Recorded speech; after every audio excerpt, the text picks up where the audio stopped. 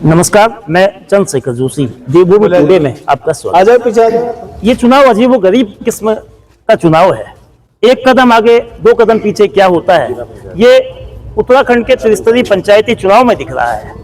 21 जून को चुनावी अधिसूचना जारी होती है और 2 दिन बाद ही उस पर रोक लगती है।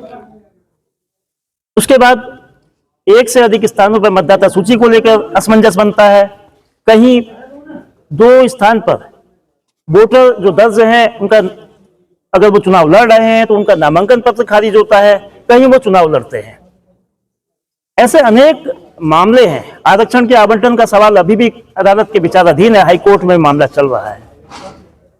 चंपावत जिला पंचायत हमेशा विवादों में रही है चुनाव को लेकर। इस बार 2025 में जब चुनावों का आगाज हुआ, नामांकन पत्र की लिस्ट फाइनल हुई 8 जुलाई का दिन। नामांकन पत्रों की जो जांच 8 जुलाई और 9 जुलाई को होनी थी, 8 जुलाई को जो जांच के बाद सभी प्रत्याशियों के जो 12 सीट जिनमें चुनाव होने थे, 48 प्रत्याशियों के नामांकन पत्र वैध पाए गए। लेकिन एक दिन बाद 9 जुलाई को तस्वीर बदल जाती है, आंकड़ा बदल जाता है। 12 सीट प्रत्याशी 48 नहीं 46 रह जाते हैं। टनकपुर की प्रत्याशी किरण देवी का नामांकन पत्र इस बिला पर खारिज कर दिया जाता है कि वो राज्य महिला आयोग की सदस्य हैं और लाभ के पद पर हैं।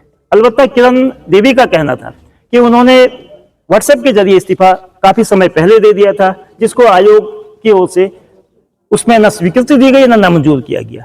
बहरहाल वो चुनाव नहीं लड़ सकी। उससे जो बहुचर्चित मामला है चंपावत के पास की नेपाल सीमा से लगी तल्लादेश की भंडारगोला सीट का मामला है। उस सीट में 3 प्रत्याशी चुनाव मैदान पर 8 जुलाई को थे।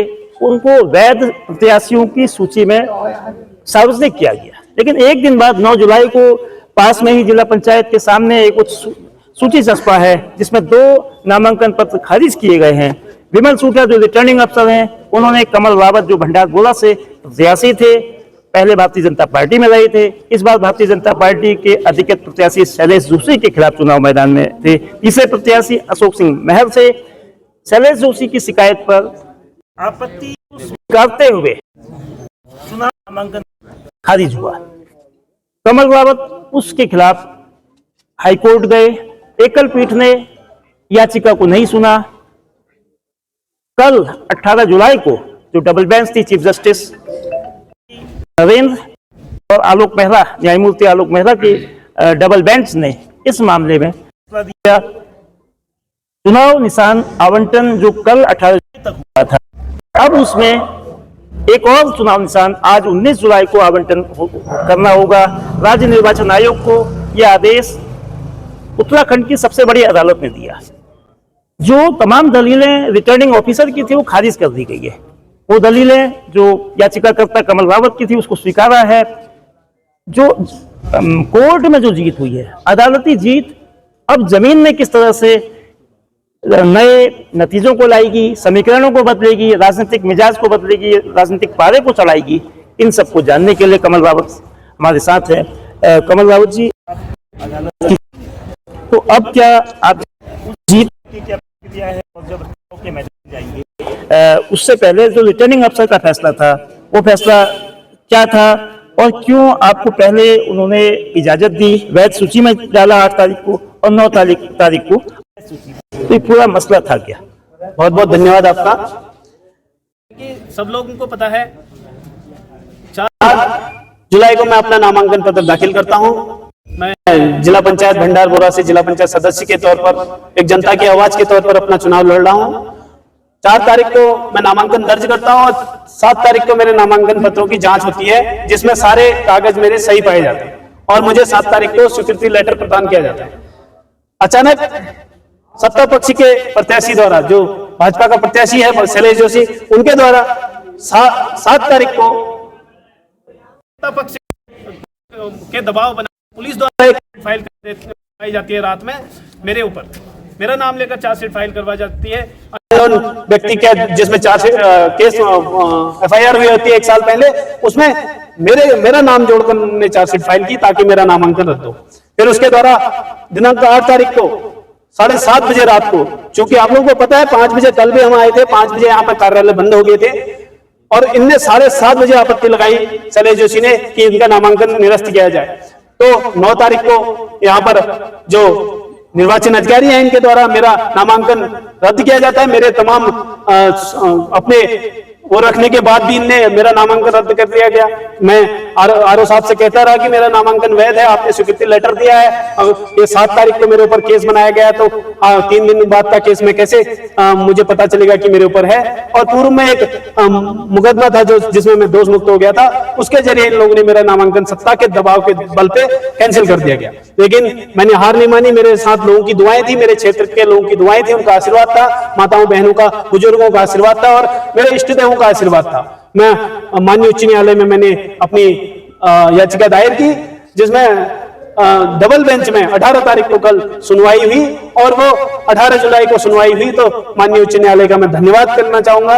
और आज भी ये आप लोगों को सबको ये पता है कि आज सत्य की जीत हुई है। तो ये सत्यमेव जयते जिसे कहते हैं, जो हमारा न्यायपालिका पे भरोसा है, आज भी वो कायम है और उनने मेरे को आज चुनाव लड़ने की अनुमति दी है। और जो भी यहाँ के आरोप की दलीलें थी और उसको खारिज कर मेरे को स्वीकृति दी है और क्षेत्र में मुझे सिंबल लेने के लिए आज मैं आया हूं। और समस्त मैं अपने जो क्षेत्र के लोग हैं जिनने मेरे लिए दुआएं की, उनका धन्यवाद व्यक्त करना चाहूंगा। और अपने देवी देवताओं, इस गोलजू की न्यायकारी गोलजू की धरती में हूं और वहां मुझे न्याय मिला है। और इन्हीं मुद्दों के साथ और क्षेत्र के विकास के मुद्दों के साथ मैं आगे चुनाव पे। रावत जी, जो आपका नाम 9 तारीख और आज 19 तारीख है, तकरीबन 10 दिन का बीच में गैप है। इस दरमियान में एक असमंजस था, आपने उस समय नहीं किया होगा बल्कि आप अदालती कार्यवाही में उलझे होंगे।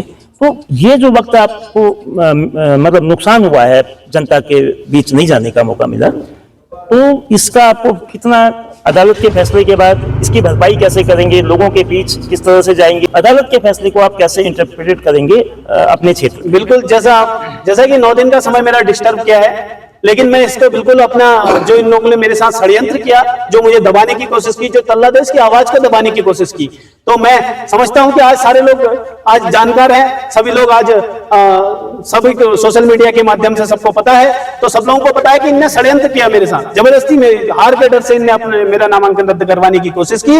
और मैं समझूंगा कि इससे मुझे लाभ ही मिलेगा, क्योंकि जनता के सामने इनकी करतूतें आ गई हैं कि आज ये ऐसा कर रहे हैं तो कल के दिन जनता के साथ क्या करेंगे, क्या उनकी आवाज सुनेंगे, क्या ये तो कल के दिन किसी भी चलते राह चलते लोगों को दबा देंगे, गरीबों को कुचल देंगे।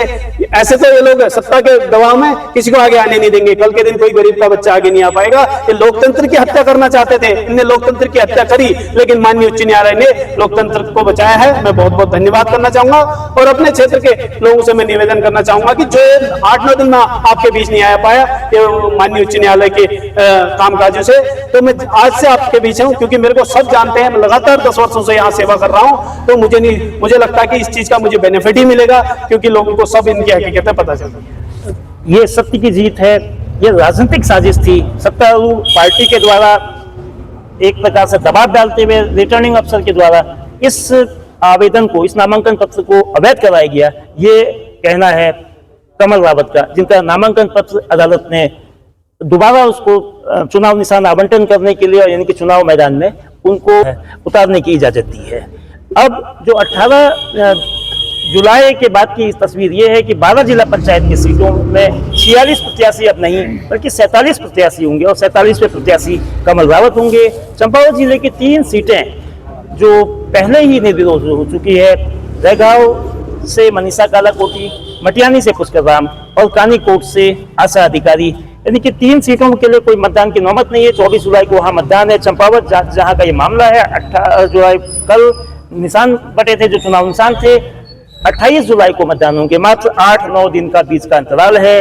अब थोड़ी देर में जो चुनाव निशान मिलेगा, उसके बाद चुनावों की राजनीति, चुनावों की रणनीति और चुनाव के समीकरण बदले हुए नजर आएंगे। नतीजा जो भी हो, इससे चुनाव कराने वाली एजेंसी की विश्वसनीयता पर, उनके निर्णयों पर गंभीर सवाल खड़े होते हैं। लेकिन रिटर्निंग ऑफिसर इन तमाम मामलों में चुप्पी साधे हुए हैं। देखते हैं आने वाले समय में मतदान और मतगणना के बीच क्या ऐसी ही स्थिति रहती है या सब कुछ निष्पक्ष और पारदर्शी तरीके से होता है। बहुत धन्यवाद।